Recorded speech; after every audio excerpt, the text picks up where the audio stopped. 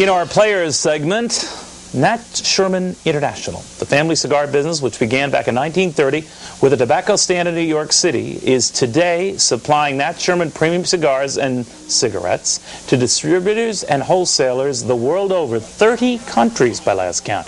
Now, despite the recent backlash against tobacco, cigar consumption in the U.S. is rocketing. It's expected to rise, in fact, for the third consecutive year. Well, joining us now to discuss whether the stogie fad, if you will continue, is a man whose company's profits have been smoking from all of us. Joel Sherman is his name. Joel is the CEO of Nat Sherman International. Good to have you. Long line of family business here, huh? Well, indeed it is. This is almost the chic thing to do, whether you're a health advocate or not. I mean, everybody, and the president included, lights up, right? Well, it's become quite de rigueur. As one of an old time in the industry said, it's amazing to have been 40 years in the business and all of a sudden an overnight success. Exactly. What propelled it? I mean, particularly it seems, and correct me, within the last couple of years that it took on a life of its own. It really started to grow in about 1988. We saw trends, nothing that we could have dreamt would have happened. But I think the major propellant was the fact that it's a better product than it ever was. When the Cuban manufacturers first left Cuba, the expatriates, and they went to the Canary Islands, they tried to duplicate what they'd always done, and they came out with a product that just didn't have a lot of appeal.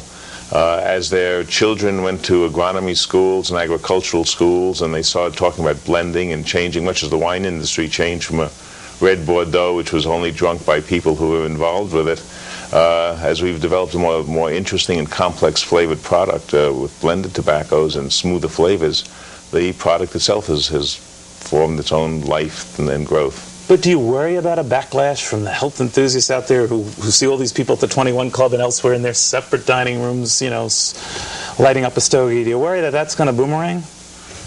I think the higher up the flagpole you go, the more exposed you get, for sure. But I think the matter of freedom of choice and personal choice is something that the cigar smoker feels a little more passionate about than maybe does the cigarette smoker. Including the President of the United States. Well, you don't have to tell me this, but I understand that not only with this president, but with many a former president, you and your family find ways of getting a box to the chief. Well, we don't go out of our way to do that, but I have been told a number of times that the boxes of cigars have found their way from our store, from our retail location, to the president's desk. Now, and the way you're thanked on the part of Bill Clinton is not to acknowledge that he got the cigars, but to thank you for the nice note and gift, right? Yes, well, normally we never see it after it leaves, but occasionally we get a note because and indeed it refers to the gift. And it's amazing that Hillary's name is included in the... So you never know what they're doing. And Kennedy was a big cigar smoker. In fact, many had argued that the one reason why he wasn't going to get tough on Cuba is he wanted those cigars too badly to get tough on Cuba. But he was a particularly... If you take a look through history, almost every world leader, from Roosevelt or Stalin or anybody who was powerful, just let all of them smoke. It's a moment of quietude, and it gives a person a chance to think and have a little reflection. And I think probably all the world leaders have found it a very positive thing. And sort of like a culture statement today, isn't it? Well, today it's taken on a whole life of its own. All right.